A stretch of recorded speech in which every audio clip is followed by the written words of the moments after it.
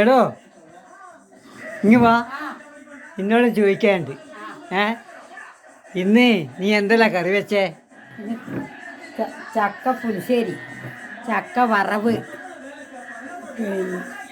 ചക്കക്കുരും പരിപ്പും,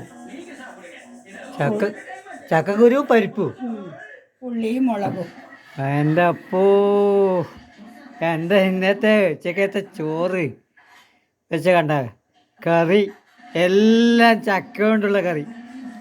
ചക്ക മൊളീശ, ചക്ക പുളിങ്കറി, ചക്കപ്പൂതൽ വറവ്, അതിലൂടെ ഒരു തൊടികറി, എന്നാ അതിന് പേര് ഉള്ളിമുളട്ട്, എന്നാ പറഞ്ഞിട്ടെ ഉള്ളിമുള്.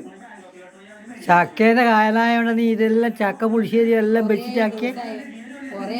അയ്യോ, ഇന്നലെ ചക്കപ്പാട്ട്, ഇന്ന് ചക്കക്കറി, ഇതെന്തെല്ലാം നീ വെച്ചിറക്കി. ഇതെല്ലാം ജനങ്ങൾ ചക്കയേ ഉള്ളൂ എന്നല്ലേ ജനങ്ങൾ പറയാ. എന്നാണ് ഇപ്പം ചക്കയല്ലേ ഉള്ളൂ, അതുകൊണ്ട് ചക്കയെ വെക്കൂ. വേറൊന്നും കൊണ്ടുവരലില്ല ഇടാ. പിന്നെ എന്നാണ് എനിക്ക് ഇത് എന്തായാലും ഒരു കറി മാറ്റിക്കൂടെ? എന്തെങ്കിലും സാമ്പാറോ ഒന്നും ശരിയാവില്ല. ഇല്ലാതെ കൊണ്ടാ അമ്പോ.